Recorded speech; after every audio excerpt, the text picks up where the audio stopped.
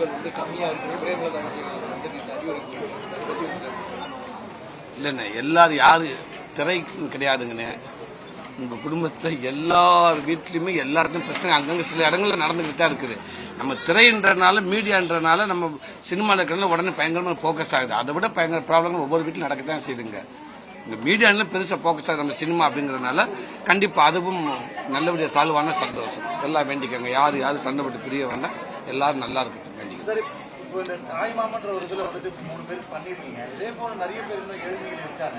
அந்த மாதிரி உதவிகள் கேட்டா நீங்க கண்டிப்பா ஒருத்தவங்க முடியாதவங்க இருக்காங்க. அப்படி ஒரு சூழ்நிலை இல்ல கஷ்டப்படுறாங்க. தாராளம் செய்ய தப்பு இல்லை. நான் மட்டும் நீங்களும் வாங்க சேர்ந்து செய்வோம்.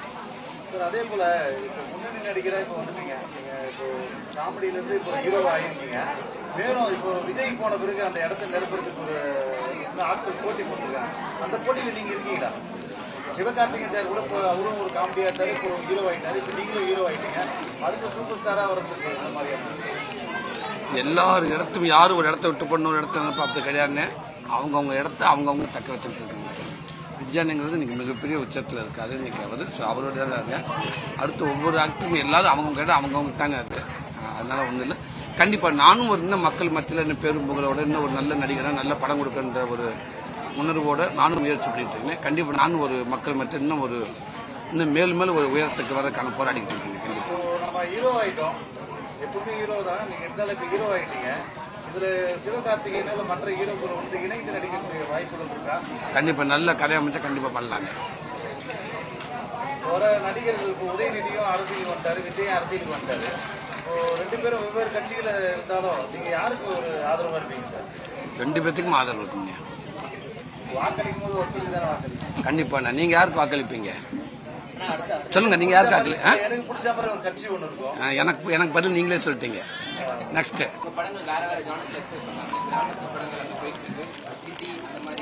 இல்ல நீங்க இந்த 4 படத்தையும் 3 படத்தையும் சொல்லுங்க. விடுதலை, கருடன் எப்படி இருக்கு? எல்லாம் ஒரே மாதிரியா இருக்கா?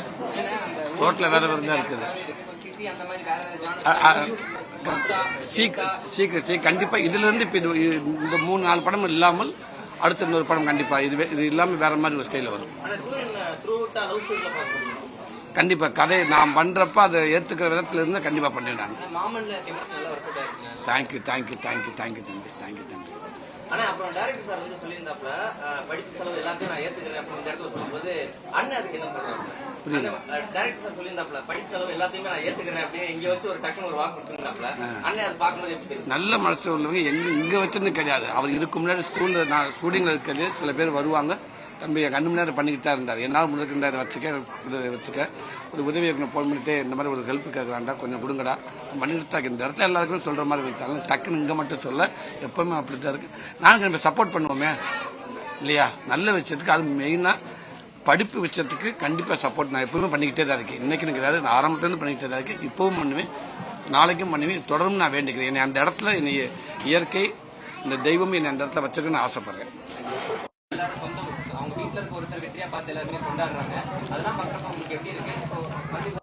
தன்னம்பிக்கையோடு இருங்க. உங்களால முடியாதது எதுவுமே இல்லை. ஸோ நம்மளால 10 அடுத்தவங்க ஹெல்ப் பண்ணட்டும். அதுதான் முழுமை அடுத்தவங்க நம்பி இருக்க வேண்டாம். விடாமுயற்சி கண்டிப்பா என்னைக்குமே அதுக்கான வெற்றி.